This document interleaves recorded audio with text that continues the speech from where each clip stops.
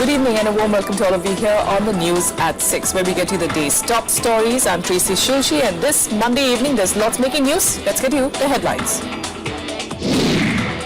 Jayalalitha is all set to return as Tamil Nadu Chief Minister after the Karnataka High Court acquits her in the disproportionate assets case. Crucial meeting of top AIADMK leaders on, while supporters continue celebrations across the country. Union Minister Nitin Gadkari denies wrongdoing over the CAG report, but an unrelenting opposition demands dismissal, forces Rajya Sabha to adjourn. Home Minister Rajnath Singh clarifies on Dawood Ibrahim's whereabouts, says the underworld don is in Pakistan and the Indian government will bring him back. Australia joins Britain in moving to tackle global companies that evade tax. 30 MNCs including Google, Apple, BHP Billiton on the list.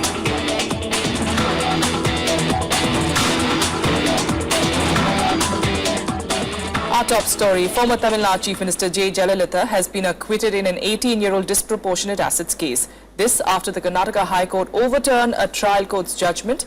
Today's verdict paves the way for her to return to office, but she will have to contest elections within 6 months. Here are more details. Chennai erupted in celebrations minutes after news arrived of former Chief Minister Jayalalitha's acquittal on Monday. In a judgment that took just minutes, the Karnataka High Court overruled the Bengaluru Special Court's verdict, sentencing her to 4 years jail for allegedly holding over 53 crore in accounted cash and property.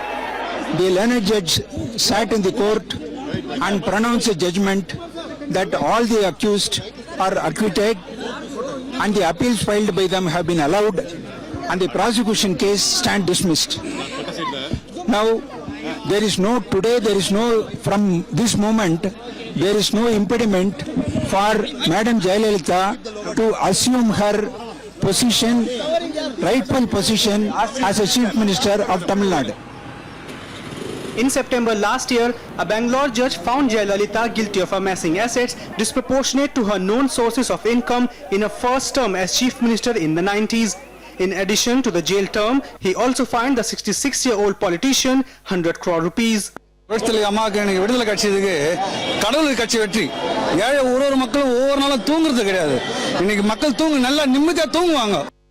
The judgment paves way for the former film star to return as Chief Minister after she wins a by-election within 6 months. On Monday, the judge acquitted her 3 associates and Sasikala, J. Elavarasi and V.N. Sudhakaran, setting off joyous scenes among supporters across the country. Yes, it's a great verdict for Amma. It's a great verdict. She's a brave lady. She's a brave lady. She's a brave lady. Amma will never be defeated hereafter. Jayalalitha spent 3 weeks in jail before she was granted bail by the Supreme Court.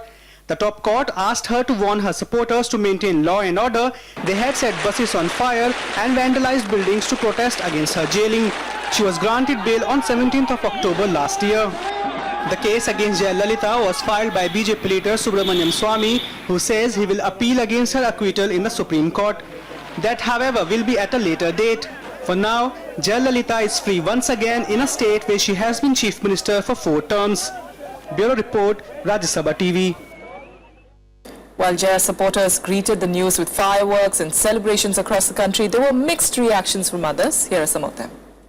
If courts have acquitted her, I should congratulate Madam Jayalalitha, and I hope and feel that more and more transparency would come into future politics. We ADMK cadres wholeheartedly welcomes the verdict from High Court of Bangalore, and after this verdict, immediately Amma will take the charge of CM in Tamil Nadu. My request in this occasion, so immediately the prosecuting authority, the Karnataka government, may file a special petition before the Honorable Supreme Court and get stay of this acquittal order, because the special court already convicted. So this is my request. On what reason Justice Kumarasamy acquitted these persons? All right, so what lies ahead for Jayalalitha? And of course, more importantly, Tamil Nadu politics. We've got Sachidanand Murthy, who's the resident editor of The Week, joining us in studio this evening. Mr. Murthy, thanks so much for joining us. First of all, Jayalalitha saying that, she is tested gold. She herself is calling herself that. What does this mean now, and what do we see in the next few hours that we could see happening within the AIADMK? I mean, this is not only a big relief for her, but this is all a victory. And Jayalalitha is a person who believes in her destiny, in gods and all that. So she, I think, compares herself to the women of the Indian epics and all that, who went through major trials. What we have Sita going through a trial by fire, so that, and at that time Ramayana says that she has emerged as pure gold without any blaming. So I think Jayalalitha is comparing her harrowing experience of the past 18 years, being investigated, being arrested, not only once, but before conviction she spent time in jail as an under trial. Yes. Then all these raids on her houses and facing this continuously. So she feels that now she has emerged pure. And then also in the last few years her supporters have not just worship, follow her as they follow a leader, but they worship her as a sort of incarnation of God, goddess and all that. So I mean, so she's saying now I'm pure gold. There's nothing else which can taint me or do anything. So that is that appeals to her supporters also, that kind of talk. Yes. But then what lies ahead immediately is obviously the party. Everybody wants her to be the chief minister. They do not want the arrangement which was made that when she was convicted she had to resign. I mean, Ms. Paneerselvam became the chief minister, but the party does not want it. Yes. They want her to occupy her rightful place as the chief minister. So which is a matter of days, I think, 3-4 days, because I think she's a person again who's a believer in superstition and all that. So maybe the exact date her priests and others will set it. But then also her coming back will mean a tighter grip on the administration. Yes. Better delivery of the huge welfare scheme she had announced during this term, during the last 3.5 years, whether it is Amma Canteen, Amma Cement, Amma Water. Some government buses, 400 government buses still waiting to be inaugurated. You also have the budget session which has been postponed twice, if I'm not mistaken. So that of course will happen. But talking about the timing, Mr. Murthy, this is a good time, and they probably want to, 6 months, they probably don't want to wait. They probably want to do it earlier. Is that what we'll see, Tamil Nadu elections? Yeah, obviously she's now on the peak of her popularity. There's the opposition in Tamil Nadu is badly disseminated. There are too many fronts, too many individual parties. The BJP has not grown. DMK is still in a state of decline and decay. So, I mean, the promise of Vijaykanth has not materialized. So, all that should impel her to go for early elections. But then also we have to look at what the schedule of the election commission is. Election commission sometimes doesn't, these days doesn't yield to the demand of a state chief minister for snap polls. Yes. If you remember in 2003, Mr. Chandrababu Naidu dissolved the assembly. He had to wait for almost 5 months for the elections to be held. So I think she will calculate all that, take her time, take a deep breath, and then look at her, what is her most advantageous situation, and then go for elections. All right, Mr. Murthy, thanks so much for joining us and sharing us your perspective really into what we're going to be expecting in the next few months as far as Tamil Nadu is concerned. Meanwhile, back in the capital, Home Minister Rajnath Singh today made a statement on the controversy triggered by his ministry on Dawood Ibrahim. Singh said that India had credible information that the underworld don was very much in Pakistan and the Indian government would bring him back no matter what.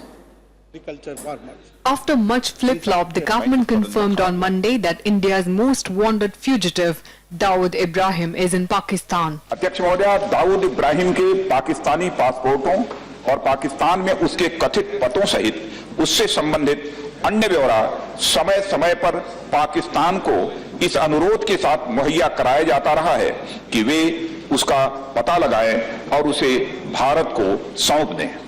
Singh's statement came after the government spoke in contradictory voices on whereabouts of Ibrahim. Last week, Interior Minister Haribhai Partibhai Chaudhary told Parliament that the government had no idea about Dawood's whereabouts.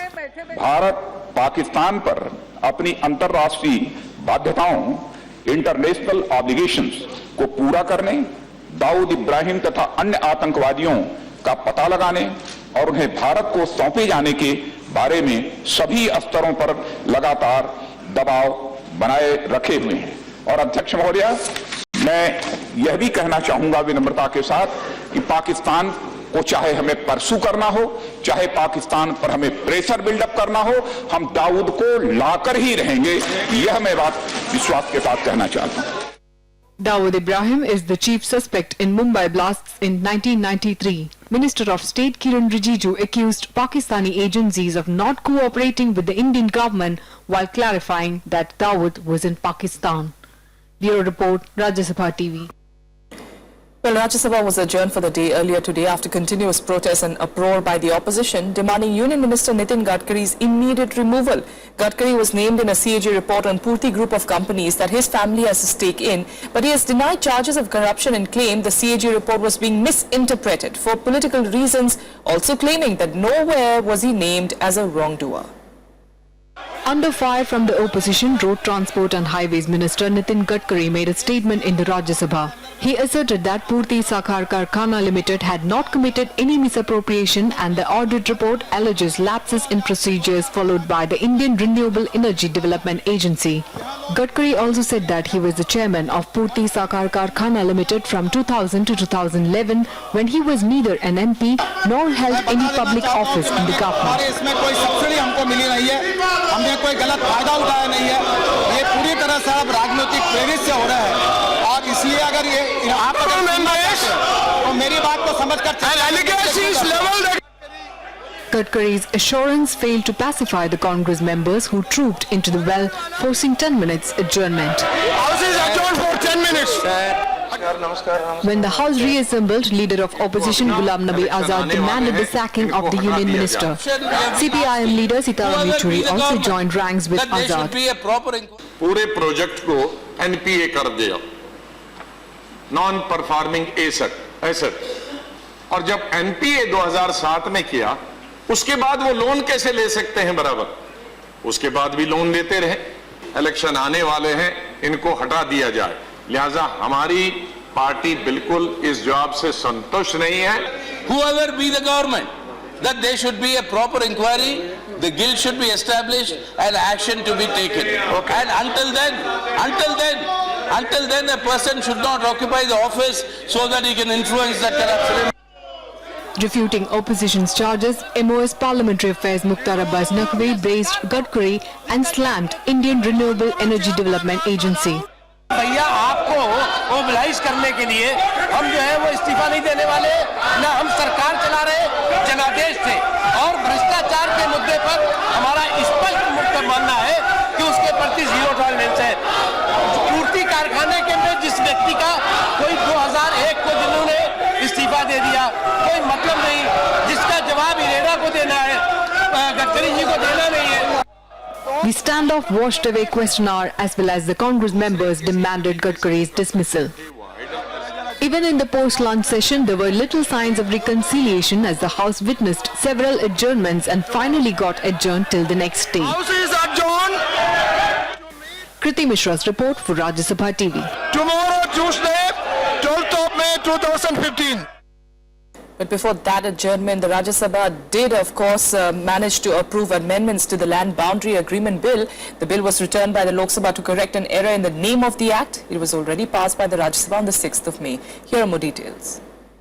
The Rajya Sabha on Monday passed the amended bill to operationalize the Land Boundary Agreement with Bangladesh that entails exchange of enclaves between the two countries. During the passage of the bill in Rajya Sabha last Wednesday, External Affairs Minister Sushma Swaraj moved amendments to rename the Constitution 119th Amendment Act 2013 to Constitution 100th Amendment Act 2015. The change was made in the title of the bill but not in the text of the bill. Tabling the amended bill, Swaraj clarified the reasons that necessitated fresh sanctions from the Rajya Sabha.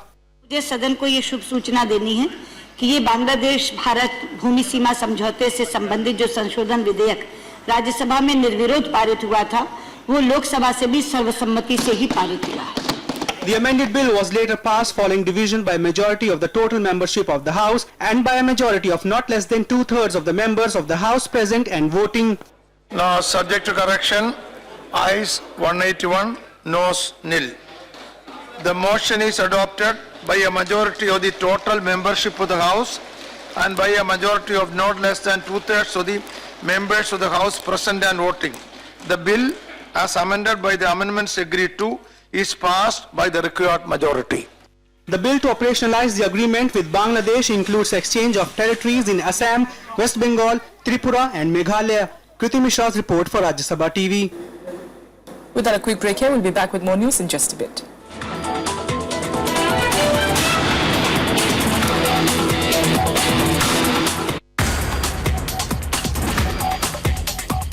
Aam Aadmi Party, once tagged a media creation, now waging a running battle against it.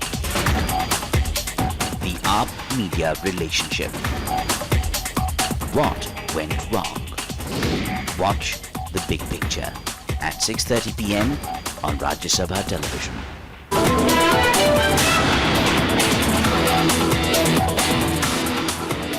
Welcome back. Now, despite widespread criticism on Delhi government's circular threatening the media with legal action if it printed or aired defamatory news, Chief Minister Arvind Kejriwal continues with his attack on the media. The CM has now advocated supporting a separate media house. Here's more. After the Delhi government circular threatening action against the media for defamatory news, Chief Minister Arvind Kejriwal followed it up with more controversy, claiming he did not care about the media and that he would support any journalist for establishing what he called an independent and unbiased media organization. अगर media के अंदर काम करने वाले कुछ बड़े लोग साथ मिलके अपना नया टीवी चैनल या अखबार शुरू करें तो मैं ये कह सकता हूं कि दिल्ली सरकार उनकी पूरी मदद करने के लिए तैयार है। Meanwhile, Kejriwal's diktat in an attempt to rein in the media from publishing or broadcasting any news item critical of the Delhi government led all opposition parties unite against him. खुद ही डिफॉर्मेशन में इसके खिलाफ गए हैं, already court में गए हैं वो, लेकिन अभी जो स्थिति है, चूंकि आप कोई प्रशासन नहीं कर रहे, आप कोई गवर्नेंस नहीं कर रहे, आपके तमाम एमएलएज और आपकी कार्यप्रणाली पर सवाल उठा रहे हैं, आप तमाम तरह के प्राइवेट लोगों को मोटे पैकेजेस दे करके सरकार में घुसा रहे हैं। इन सब चीजों पर पर्दा डालने के लिए, चूंकि मीडिया इन सब चीजों को उजागर करता है, पर्दा डालने के लिए आपने अघोषित इमरजेंसी जैसा काम इस देश में मीडिया को दबाने का और मीडिया को धमकाने का किया है। को माफी मांगना चाहिए लोगों से, जनता से, मीडिया से, उनको माफी मांगना चाहिए कि उन्होंने क्यों एक इस तरह के सर्कुलर निकाले एंड सेकेंडली एक के बाद एक वो इस तरह की एक इर्रेस्पॉन्सिबल स्टेटमेंट्स दिए जा रहे हैं। Ironically, the Delhi government's stand on defamation is opposite to what Kejriwal advocated in April. Kejriwal had sought the Supreme Court's intervention to decriminalize the defamation law. Anu Diwan, Rajya Sabha TV. Meanwhile, banker KV Kamath has been appointed as the head of the BRICS new development bank being set up by the BRICS group of emerging economies formed by Brazil, Russia, India, China and South Africa. India will preside over the bank's operations for the first 6 years, followed by a 5-year term for Brazil and Russia. Kamath will have a 5-year term at the BRICS bank that is likely to be operationalized within 1 year. 67-year-old KV Kamath retired as the managing director and chief executive of ICICI Bank in April 2009 and has also spent several years in Southeast Asia working with the Asian Development Bank. He was also conferred the Padma Bhushan in 2008. With that, let's get you some quick national news updates. A 30-year-old mason from Uttar Pradesh died in bomb shelling in Yemen on Saturday. The family was informed about the death on Sunday. The UP administration said the family will be provided financial assistance according to government's norms. The man is survived by his wife and 4 children. 2 CRPF personnel, including an officer, were killed in a militant attack in Sangam area of Anantnag district on the Jammu-Srinagar National Highway. Militants attacked the personnel at Hatmullah area around 40 kilometers from Srinagar. Security forces have cordoned off the area and launched an operation to track down the militants. 21 people were killed and at least 30 others were injured, 6 of them critically when a bus they were travelling in rolled down into a deep gorge in Udhampur district of Jammu and Kashmir on Monday. The passenger bus, which was on its way from Lati Belt, skidded off the road and rolled into the gorge in Maroti. The number of casualties is expected to rise. After a sharp drubbing last week, markets ended on a positive note today. Sensex gained over 400 points while the Nifty was trading firmly above the 8,300 levels. This is the second straight day of gains for the market, but they are expected to remain volatile in the weekly trade. The Delhi police has suspended a traffic constable after he was caught on camera attacking a woman with a brick. The incident took place this morning in the capital's elite golf links area. The woman allegedly got into an argument with the traffic constable after refusing to pay a fine for breaking a traffic rule. An FIR was registered and the traffic constable has been suspended. International news now. Australia has joined Britain in moving to tackle global companies that evade tax, especially by shifting profits to more relaxed regimes like Singapore and Switzerland. However, rather than attempting to replicate the UK's diverted profits crackdown, Australia is all set to strengthen its anti-avoidance laws. Companies that fail to pay tax on their Australian profits could be forced to pay back double what is owed plus interest. Here's more. The Abbott government in Australia will crack down on tax-evading MNCs who shift profits offshore to minimize taxes. It has 30 companies in its sights. The announcement came a day ahead of the country's 2015-16 budget publication.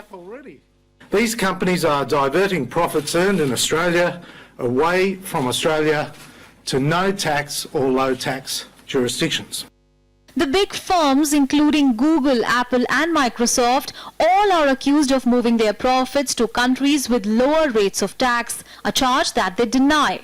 Last month, the country's parliamentarians grilled many of these giants at an upper house Senate hearing on their tax structures. The companies could be fined up to 100% of the amount of tax deemed to be avoided. The laws, which must first pass Parliament, would come into effect on 1st of January next year. But if they've got a structure, given the size and scale of the fines, which are very significant, as soon as they start to restructure, then you would expect they'd start to pay tax in Australia.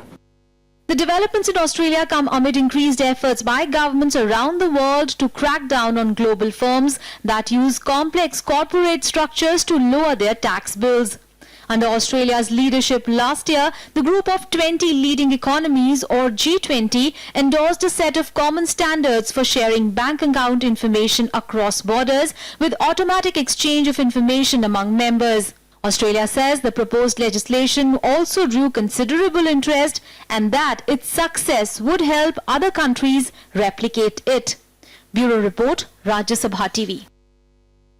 As the Mediterranean migrant crisis issue rages on, the European Commission today decided to make a fresh proposal that EU member nations should take refugees under a quota scheme. Quotas will be determined under numerous factors, including a country's population, economic indicators, and the number of asylum seekers. The European Commission will also propose to organize legal frameworks for migrants to come to Europe so they don't end up in the hands of traffickers. However, these proposals should be agreed by the EU member states for it to become a rule. European leaders will discuss the proposals at a summit by the end of June. Meanwhile, the EU Foreign Police is also expected to ask the UN Security Council to permit use of force against traffickers operating out of Libya. Meanwhile, thousands of refugees landed in Malaysia and Indonesia over the past 2 days. The refugees are Rohingya Muslims from Burma and Bangladesh. Authorities said that they were apparently abandoned by human traffickers after a widespread crackdown by Malaysia. Thousands of migrants were rescued from boats off Indonesia's North Aceh coast. Most of the refugees were from Bangladesh and Burma. The overcrowded boats carrying women and children had run out of fuel and were towed to shore by fishermen. Sekarang kita sampai Aceh. Sekarang kita masuk ke Aceh. Sekarang kita senang Aceh. Kenapa senang? Senang sini orang tolong bagi makanan. Bagi itu ada obat-obat. Wah, sekali kita senang. Indonesian officials believe the refugees had been in sea for nearly a week. They were apparently left out by human traffickers. International Organization for Migration said they were trying to reach Malaysia. Satu boat ada 200 orang lebih, kita jemput semua 3 boat. Semua sini ada 500 lebih. Migration authorities informed that there has been a huge influx of refugees from Bangladesh and Myanmar to Malaysia and Indonesia in the past few weeks, as Thailand announced a crackdown on human trafficking. Thailand is usually the initial destination for smugglers. Over 100 refugees were found wandering around in southern Thailand last week, apparently after they were abandoned by smugglers. Bureau Report, Rajya Sabha TV. And for the international news, let's get you Global Buzz. Britain's Prime Minister David Cameron gave final touches to his new cabinet today. He met his newly elected 330 Conservatives MPs today. Cameron has retained senior ministers in the cabinet. A Swedish court rejected an appeal by WikiLeaks founder Julian Assange against his arrest warrant for alleged sex offences. The warrant against Assange was issued in 2010 on 2 allegations of sexual assault. Swedish investigators are now likely to proceed with plans to travel to London to question Assange. Investigators are continuing their work at the site where a military transport plane, Airbus A400M, crashed on Saturday. The plane crashed during a test flight, killing 4 members of the Spanish crew and left 2 injured. Spanish authorities have found 2 black boxes and handed them over to investigators. Britain, Germany and Turkey have grounded their fleet of aircraft. The Greek government is urging Eurozone ministers to recognize progress made in talks on the eve of major debt repayment to the IMF. Eurozone finance ministers are meeting in Brussels today to continue negotiations on a deal to release a portion of billions of bailout funds. Ministers in Athens say they will honor the €750 million to the IMF due on Tuesday. And now let's get you the latest action from the world of sports. In tennis, Andy Murray stunned home favourite Rafael Nadal in straight sets to win the Madrid Masters. Defending champion Nadal was aiming for a record 5th win in Madrid but was outclassed by Murray 6-3, 6-2. This was Murray's first win over Nadal on clay in 7 meetings. Double Olympics gold medalist long-distance runner Haile Gebrselassie announced his retirement today. The 42-year-old Ethiopian confirmed his decision after finishing 16th in the Great Manchester Run. His manager has, however, denied the news, saying that the legendary world champion will keep on running. Haile has 8 World Championship victories and has 27 world records to his name. American Ricky Fowler beat Sergio Garcia and Kevin Kisner in a playoff on a dramatic final day at the Players' Championship. The trio finished on 12 under, but Fowler beat Kisner at the first sudden death hole after Garcia was earlier eliminated. It was his second PGA Tour win. Liverpool's faint hopes of Champions League qualification ended after they drew with Chelsea 1-1. John Terry's header put the champions into the lead, but Steven Gerrard equalised in the stroke of half-time. However, spirited Liverpool failed to find a winner. With only 2 games remaining, Liverpool are 6 points behind 4th place Manchester United.